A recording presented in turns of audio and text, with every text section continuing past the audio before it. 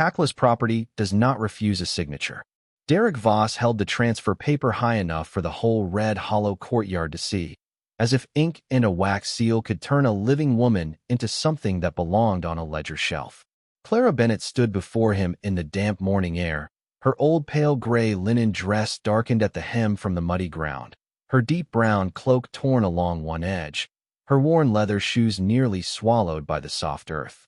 Rain had stopped only minutes ago, leaving the pack yard shining under a low silver sky, and every face around her looked freshly washed except for the shame they carried willingly. Clara kept one hand at her collarbone, fingers closed over the rough cloth scarf that covered the old broken wolf rune near her shoulder. She did not know why the mark had been there for as long as she could remember. She only knew what Red Hollow had taught her to fear about it. Property scar. Packless mark. Proof that she had no family line, no claim, no right to refuse work assigned by the pack that had kept her alive. Derek stood on the dry porch steps in a long black coat, boots untouched by mud, his gray eyes cold with public patience.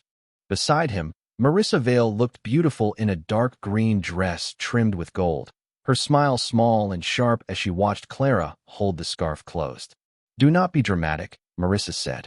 "Black Pine Estate needs kitchen workers, and Red Hollow has carried you long enough." Carried. Clara almost laughed, but the sound would have broken something inside her, so she swallowed it. Red Hollow had not carried her when she slept beside the coal room in winter, wrapping her cloak around her feet because the boards let cold air through. It had not carried her when old Mrs. Alder needed fever tea at midnight, when 3 children needed patched coats before snowfall, when young Omegas cried after being told they were burdens. Clara had carried those things. Quietly, carefully, without writing any of it down where Derek could turn it into debt. The transfer paper waited on the table beside a dull iron pen. "Sign," Derek ordered. Clara looked at the paper. Her name was not written fully. Only Clara, Packless Omega, labor status transferable. Not Bennett. Not person. Not citizen. Just enough identity to move her, not enough to protect her. Her fingers trembled once against the scarf, then stilled. No, the word was small, but in Red Hollow it landed like a door slamming shut. A murmur spread through the courtyard. Marissa's brows lifted with delight disguised as outrage. Derek stepped down one stair. "You have no standing to refuse." Clara lifted her chin. "A signature taken from fear is not law." Someone gasped. A young Omega girl near the sickroom path clutched a basket of medicine bottles so tightly they rattled. Marissa turned toward the sound with irritation. "Move back, Lily. Do not make yourself part of this." The child startled, and the basket slipped from her hands. Small glass bottles rolled into the mud. Before anyone else moved, Clara crouched and gathered them one by one, keeping her scarf closed with one hand and shielding Lily from the crowd with her body. "Do not let them teach you that needing help makes you owned," Clara whispered. Lily stared at her with wide eyes. Then the front gate opened with a deep iron groan, and northern horses stepped into Red Hollow under black and silver banners. The royal inspection had arrived early. At their center, King Nathaniel Frostbane dismounted in black armor and an ice wolf cloak, tall, pale, and cold as the mountains beyond the border. Derek went still. Marissa smiled as if fate had handed her a sharper knife. She crossed the mud, caught Clara's scarf, and pulled it loose before the king could look away. The broken wolf rune scar near Clara's collarbone showed under the gray light. Red Hollow waited for disgust, but the Alpha King did not look disgusted. He looked as if he had just begun to read. The courtyard did not know what to do with the Alpha King's silence. Red Hollow had prepared for many reactions: disgust, judgment, a cold order for Clara to cover herself, perhaps even approval that Derek Voss had kept property records tidy enough for royal inspection. No one had prepared for King Nathaniel Frostbane to study the scar like a sentence written in an older language than their lies. Clara remained crouched beside Lily, the medicine bottles gathered against her skirt, her loosened scarf hanging from Marissa's hand. The damp air touched the broken wolf rune near her collarbone, and the old shame Red Hollow had poured into that mark tried to rise in her throat.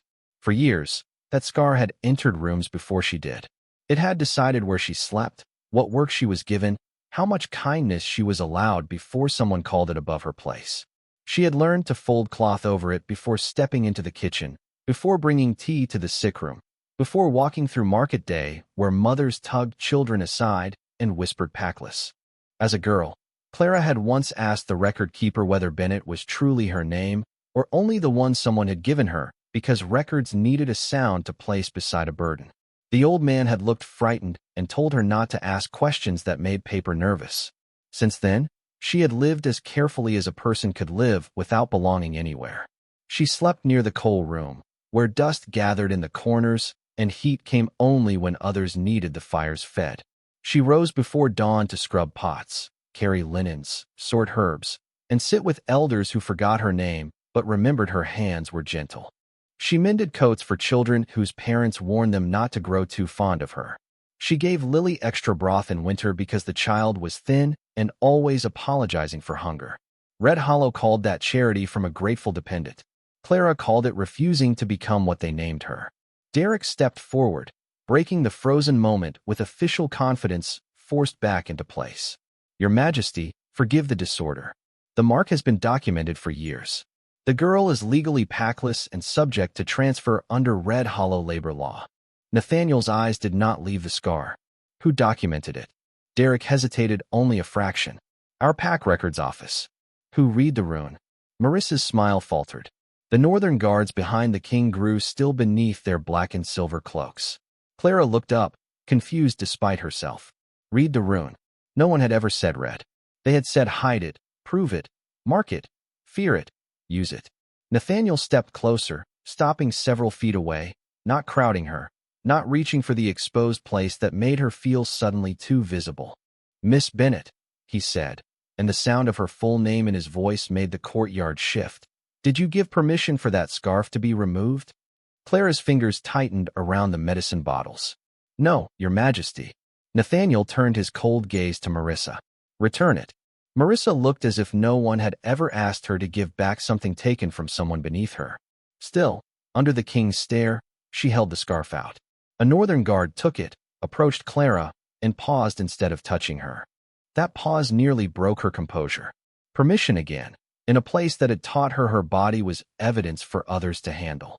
Clara nodded once, and the guard placed the scarf gently in her hands. She did not cover the scar. Not yet. Nathaniel looked at Derek. Old law does not make a lie sacred.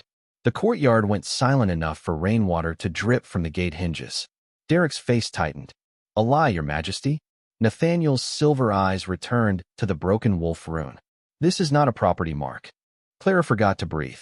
Lily leaned against her side, small and trembling, while the Alpha King spoke the words Red Hollow had buried before Clara ever learned how to ask for them.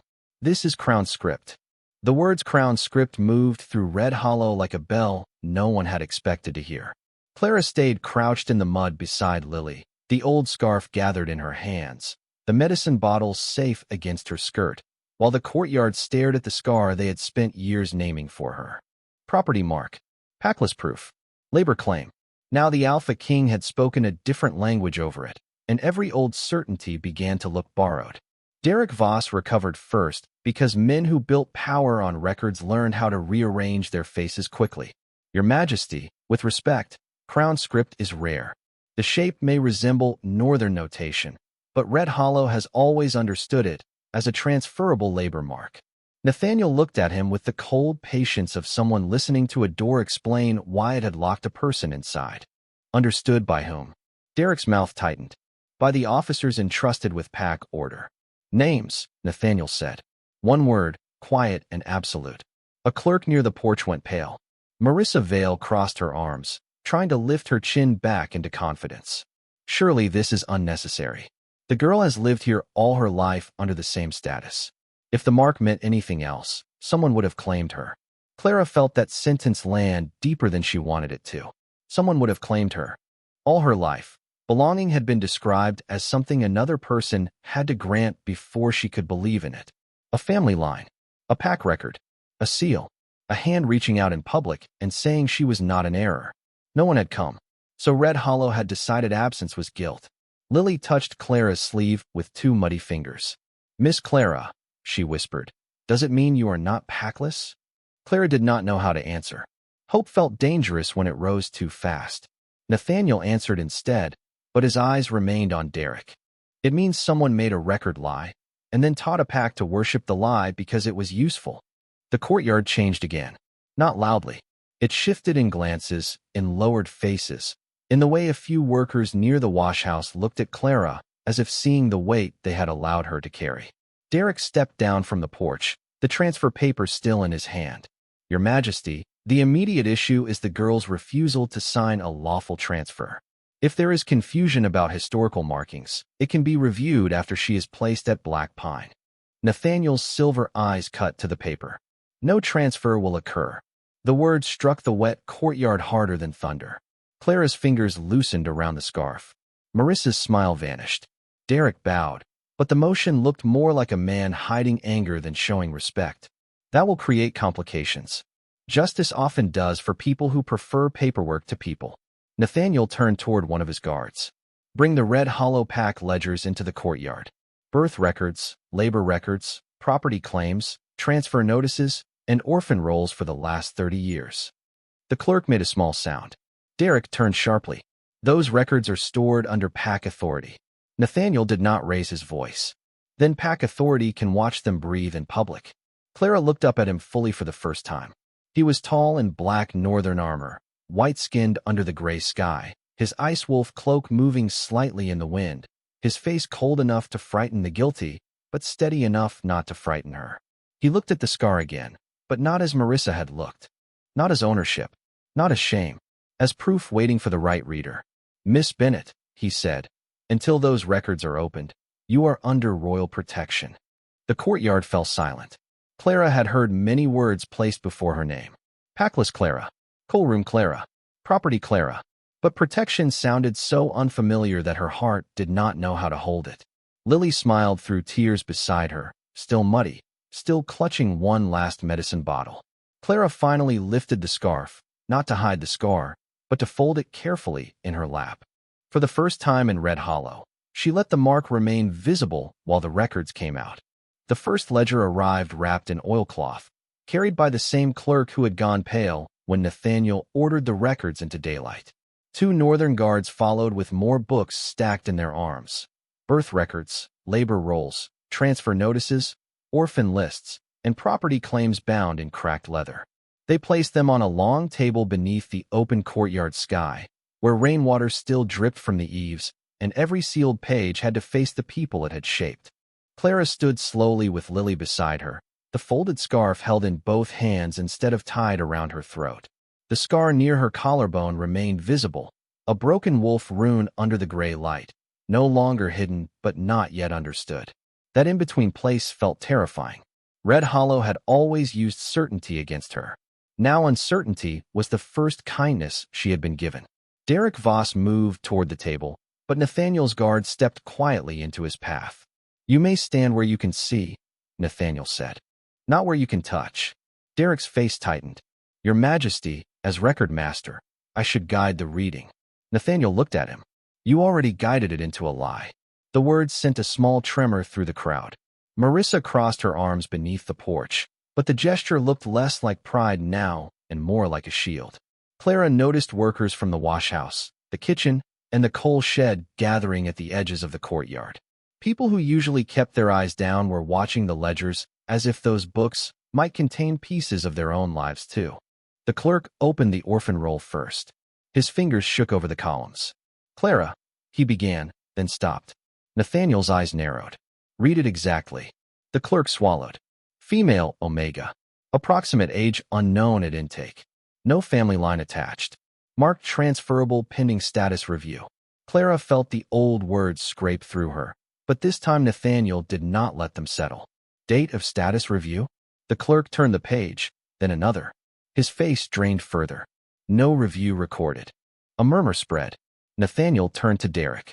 A child was labeled pending and kept that way for decades. Derek lifted his chin. The absence of family complicated placement. Clara's voice came before she could decide to be brave. I was not complicated when the sick room needed me. The courtyard fell still. She could feel Lily looking up at her, but Clara kept her gaze on the ledgers. I was not complicated when the coal fires had to be fed. I was not complicated when children needed coats mended. Something in the crowd lowered, not in submission, but shame. Nathaniel's expression did not soften, yet his voice did.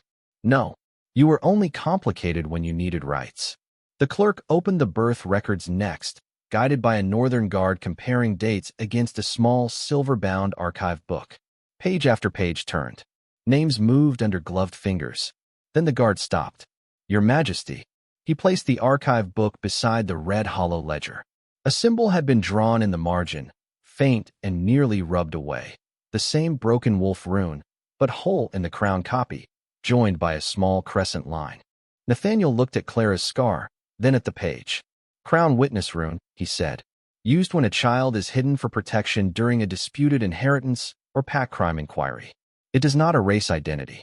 It preserves it until the crown can restore the name. Clara could hear her own breathing. Lily's hand found hers.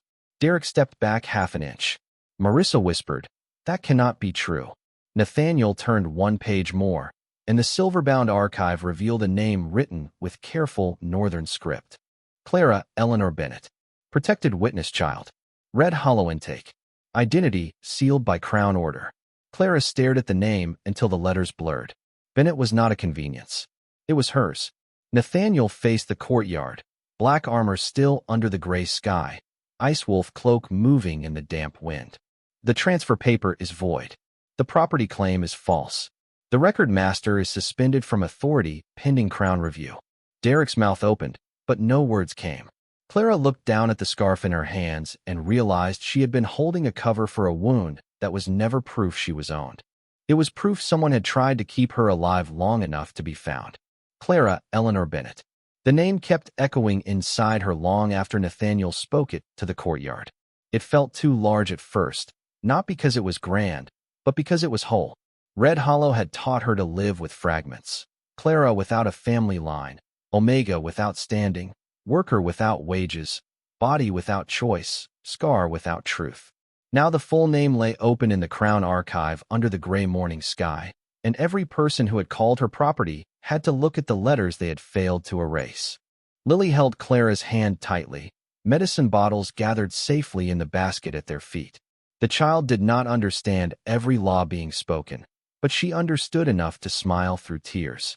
You have a middle name, Lily whispered. Clara almost smiled back, but the feeling caught in her chest.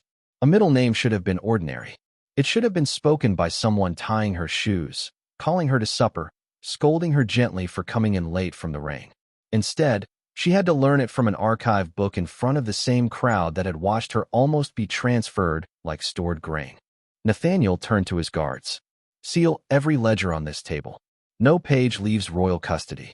No officer of Red Hollow may alter, remove, or reinterpret a record until the Crown review is complete. The guards moved with quiet precision, wrapping blue cords around the ledgers and pressing silver crown seals over each knot. Derek Voss looked at the seals as if he were watching doors close inside his own house. Your Majesty, he said, voice strained but still polished. There may be context missing from those entries. Old decisions were made during uncertain years. Red Hollow did what was necessary. Nathaniel's gaze cut to him. Necessary for whom? No one answered. The question settled over the courtyard with the weight of all the years Clara had been useful but not protected. Marissa tried to recover her pride by turning toward the crowd. Even if the mark was misunderstood, she was still raised here, fed here, sheltered here. Clara looked at the torn edge of her deep brown cloak, at the mud on her worn shoes, at the cold dust still caught beneath one fingernail. Shelter is not the same as ownership, she said. Her voice was quiet, but it did not shake. Food is not proof that I owed you my name. A few workers near the washhouse lowered their heads. Mrs. Alder, wrapped in a shawl near the sickroom path, began to cry silently. Clara saw her and remembered the fever nights, the bitter tea, the way the old woman used to pat Clara's hand without saying thank you because gratitude was dangerous when spoken too loudly for someone without status. Nathaniel followed Clara's gaze. Who else was marked pending in these records? He asked. The clerk stiffened. Derek's face went pale. That was answer enough. Nathaniel opened the sealed archive book again, not breaking the corded ledgers, only comparing the crown copy with a list a guard held beside him. Read every pending name, he ordered. Not property terms. Names. The clerk's lips trembled. Some entries have no names, Your Majesty. Nathaniel's voice grew colder. Then read the blanks aloud until this pack understands what it made of them. Clara felt the courtyard shift. This was no longer only her scar, her transfer, her stolen name. The Broken Wolf rune had opened a hidden room beneath Red Hollow, and inside were others who had been turned into categories, because categories did not cry where ledgers could hear. Lily leaned against Clara's side. Will you leave now? Clara looked toward the coal shed, then toward the sick room, then at the sealed records shining with crown silver. For years, she had wanted only to leave. Now leaving without the others felt like stepping over the same silence that had trapped her. Nathaniel approached, stopping at a respectful distance. In his black armor and ice wolf cloak, he looked like winter given judgment, but his voice was measured when he spoke to her. Miss Bennet, you are under royal protection. You may go to the carriage and wait away from this crowd. You do not owe them your strength. Clara touched the folded scarf in her hands. The cloth that had hidden shame she no longer accepted. Maybe not, she said. But if there are blanks in that book, I want to hear them become names. Nathaniel studied her for one long breath, and something like respect sharpened the silver in his eyes. Then we begin with yours, he said. He turned to the courtyard. Clara Eleanor Bennet is not Packless property. She is a protected citizen of the North, a Crown Witness, and the first name restored today. The words rose above the mud, above the porch, above Derek's silence and Marissa's fading pride. Clara stood with her scarf visible, her scarf folded, and her name finally belonging to her own breath. The courtyard learned Clara's name the way a frightened place learns a new law. Slowly, unwillingly, and with everyone watching to see who would dare deny it first. Clara Eleanor Bennet stood beside the ledger table with Lily's small hand still tucked into hers, the Broken Wolf rune visible near her collarbone, no longer covered by the old scarf folded neatly against her palm. The scar had not changed shape. It had not vanished into light or become beautiful just because the king had read it correctly. It remained what it had always been, a mark left on a child too young to understand why adults hid truth inside pain. But the meaning around it had changed, and meaning was the cage Red Hollow had used best. Nathaniel's guards began reading the pending entries. Female Omega, no family line. Male child, origin unknown. Kitchen worker, transfer delayed. Sickroom helper, status incomplete. Some had names scratched thinly in the margin. Some had initials. Some had only blank spaces where a person should have been. Each blank landed harder than a name because it showed how completely Red Hollow had learned to erase without raising its voice. Clara listened to everyone. She did not cry when the first blank was read. She did not cry when Mrs. Alder covered her mouth. She did not cry when one of the washhouse workers whispered that her brother had been listed that way before he was sent east. But when Lily leaned closer and asked, "Can a blank get its name back?" Clara had to close her eyes for one breath. Nathaniel answered from the other side of the table. "Yes," he said, "if someone is willing to look long enough." Clara opened her eyes. The Alpha King stood beneath the gray sky, cold and steady in black armor, but his presence did not crush the space around her. It held it open. Derek Voss had been moved away from the records, watched by two northern guards. He still wore the expression of a man waiting for procedure to become a shield, but every page read aloud made that shield thinner. Marissa Vale stood beneath the porch, her dark green dress untouched by mud, her pride no longer sharp enough to cut. She looked at Clara's exposed scar, then at the crowd, then away. Nathaniel turned to the clerk. Who authorized pending status to become transferable labor? The clerk's hands shook over the page. Record Master Voss signed the renewal. Derek's voice snapped into the courtyard. Because there was no confirmed lineage. Clara looked at him, and this time she did not feel small. You could have searched for one. Derek's mouth tightened. The crown never came. Nathaniel's gaze became winter. The crown is here now. The words silenced, even the rain dripping from the eaves. A northern guard placed Clara's transfer paper beside the ledgers. Nathaniel took the dull iron pen Derek had offered her earlier and drew one clean line through the document, then pressed the crown seal over it. The paper that had tried to move her without her consent curled slightly under the wet air, useless at last. Clara felt Lily squeeze her hand. "Does that mean you can stay?" the child asked. Clara looked at the coal shed, the sickroom path, the porch where Marissa had smiled. the table where her full name had waited for years. It means I can choose, she said. The word felt strange in her mouth, but it did not break. Nathaniel heard it and gave one small nod, as if choice was not a gift from him, but something he had only returned. Red Hollow will remain under royal review, he announced. All pending statuses are frozen. No transfers, no removals, no reinterpretations. Anyone listed as blank, incomplete, or transferable will be brought before Crown witnesses and named properly. The courtyard did not cheer.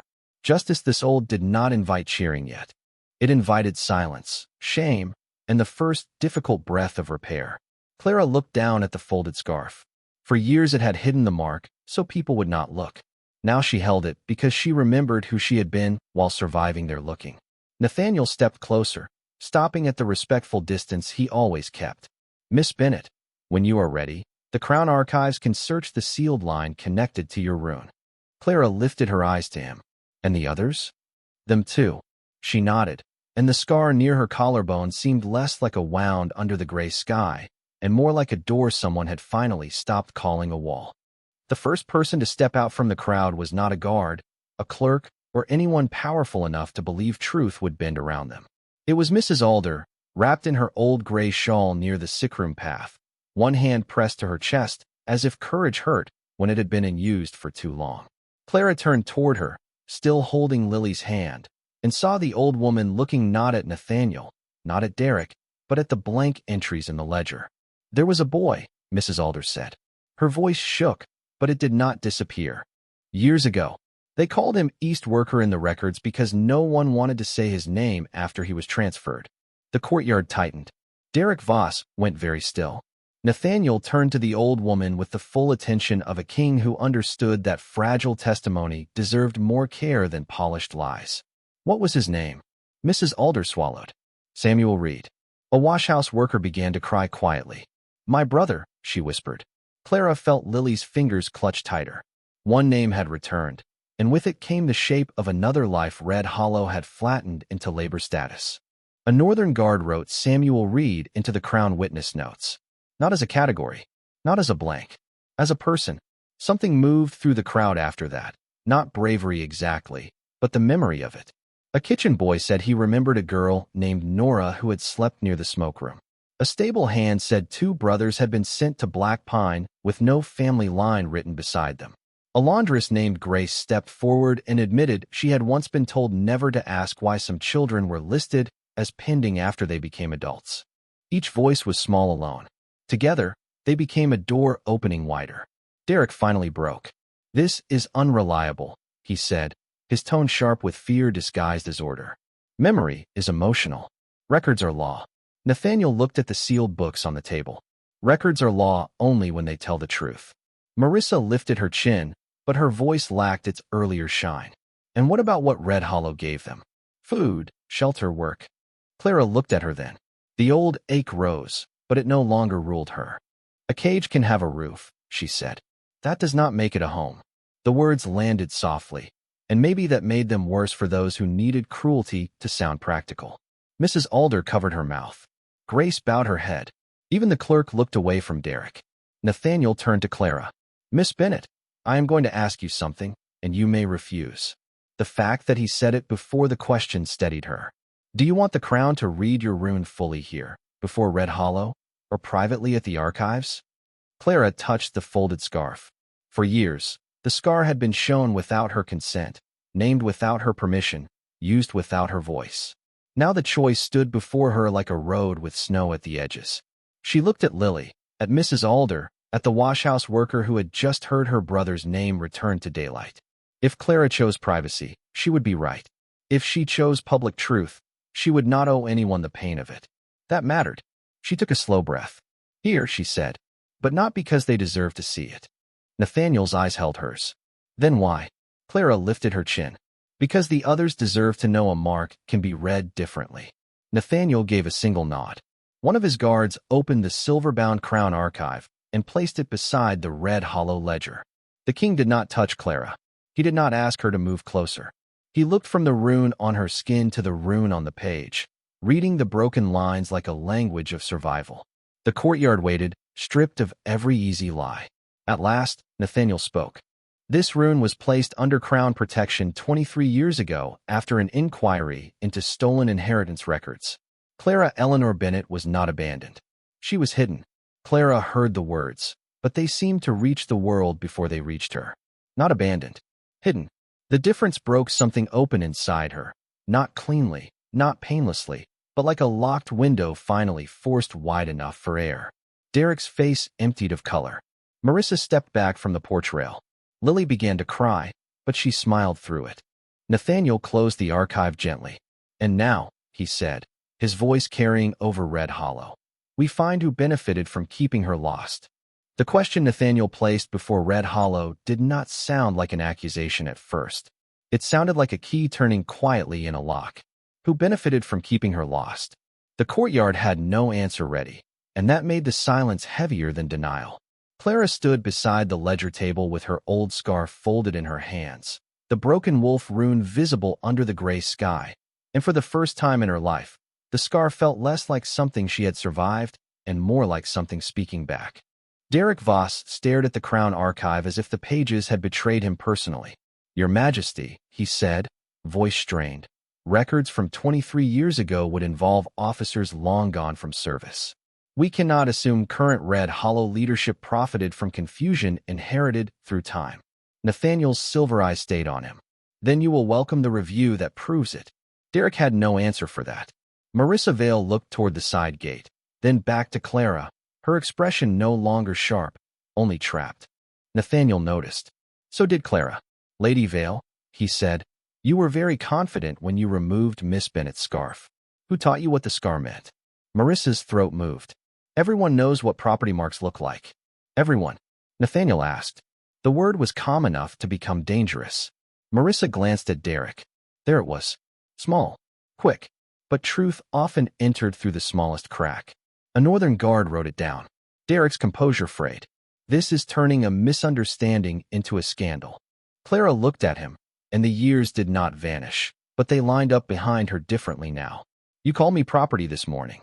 Her voice was quiet. That was not misunderstanding. That was confidence. The crowd shifted. Mrs. Alder closed her eyes. Lily stood closer to Clara, no longer hiding behind her, but beside her, as if learning how courage could grow by watching it. Nathaniel opened another packet from the Crown archive and placed it beside Clara's restored name. The Bennett line held northern land rights before the inquiry. Those rights were frozen when the child witness disappeared from Crown contact. Derek stepped back. Marissa whispered, land rights. Nathaniel looked at them both. Now the question becomes who managed the labor, rents, and estate claims while the heir was conveniently listed as Packless. The word heir struck the courtyard like a sudden shaft of light through storm clouds. Clara did not reach for it. Not yet. Heir sounded too large, too polished, too far from coal dust and sickroom tea. She looked down at her hands instead, remembering all the winters they had cracked from work, while someone else may have profited from the name hidden in her scar. Nathaniel turned to a guard. Suspend all Red Hollow transfers and estate payments connected to Bennett Holdings. Notify the Crown Treasury. Seal Derek Voss's record office and take statements from every clerk who handled pending status renewals. Derek's voice came sharper now. You cannot dismantle a PAC's administration over one scar. Nathaniel stepped closer to the table, his ice wolf cloak still in the damp wind. One scar was enough for you to dismantle a life. No one spoke after that. Clara felt the words enter the mud, the ledgers, the porch, the watching faces, and finally the part of herself that had wondered whether pain counted if it was old. Nathaniel looked back to her, and his voice lowered with care. Miss Bennett, the Crown Archives can verify your line at Northreach. You may travel under royal protection or remain here while the review begins. Your choice. Choice again. It still felt new, but this time it did not frighten her as much. Clara looked at Lily, at Mrs. Alder, at Grace from the washhouse, at every blank name waiting to be restored. I will go to Northreach, she said. But those names go too. Nathaniel gave a single nod. Every ledger. Clara unfolded the old scarf and tied it around her wrist instead of her throat. She would not use it to hide the rune again. Behind her, Derek watched the royal seals close over the books that had once closed over her life, while Marissa stood beneath the porch, Finally understanding that a scar she had exposed to shame Clara had opened a door Red Hollow could not shut. Clara left Red Hollow with her scarf tied around her wrist, not because she needed another mark to explain her, but because she wanted to remember the exact morning she stopped hiding the one they had lied about. The courtyard remained behind her in pieces. Derek Voss standing near the sealed ledgers with the look of a man watching his authority become evidence. Marissa Vale beneath the porch with rain shining on her dark green dress. Mrs. Alder wiping her eyes with the corner of her shawl. Grace whispering Samuel Reed's name as if saying it enough times could guide him back through the years. Lily walked with Clara to the royal carriage, carrying the medicine basket now full and steady in both hands. "Will you come back?" the child asked. Clara looked toward the coal shed, the sickroom path, the wash house, the porch where her life had almost been signed away. The places looked smaller now, not because they had changed, but because she was no longer standing inside the name they gave her. "Yes," she said softly, "but not as property." Lily smiled through tears. Nathaniel waited beside the blackened silver carriage, tall in his armor and ice wolf cloak, cold enough to keep the guilty silent, patient enough to let Clara say goodbye without turning rescue into command. When she reached him, he did not offer his hand until her eyes lifted to his. Permission had become its own language between them. Clara nodded once, and he helped her step into the carriage as if dignity could be held as carefully as glass. Inside, the seats were dark leather, warm blankets folded along the side, and a silver lantern glowing with northern light. The sealed ledgers were loaded into the guarded carriage behind them, every blank name, every pending entry, every stolen line traveling with her toward Northreach. Nathaniel sat across from Clara, leaving space, his gaze moving briefly to the visible rune near her collarbone before returning to her face. "A scar can be a cage when liars name it," he said. "In the right hands, it becomes a key." Clara touched the scarf around her wrist. "Then I want every door opened." Something like approval moved through his silver eyes. "That is why you were hidden," he said. "Not because you were weak, but because someone believed you would survive long enough to unlock what they buried." The carriage began to move. Red Hollow slid past the window, all wet roofs, muddy paths, and watching faces. Clara did not look away. She wanted to remember them seeing her leave with her name restored and the scar uncovered. She wanted Derek to remember the line through the transfer paper. She wanted Marissa to remember that shame, once thrown carelessly, could return carrying law. At the far edge of the courtyard, a northern guard nailed the Royal Review order to the record office door. No transfers, no removals, no altered ledgers, no blank names left unquestioned. The sound was small through the carriage glass, but Clara felt it like thunder. By dusk, a private rider would leave Red Hollow with a warning letter sealed in Derek's trembling hand, sent toward the old pack officers and estate managers who had profited from pending names. The message would say the Iron Frost Alpha had begun reading scars, and that the girl once called Packless was traveling north with the books. Clara leaned back as the road opened through dark pines, fear and freedom sitting beside each other in her chest. She still did not know who had hidden her, who had stolen from her, or what waited inside the Crown archives. But she knew this. Her scar had never meant she belonged to them. It meant the truth had been waiting for someone brave enough to read it.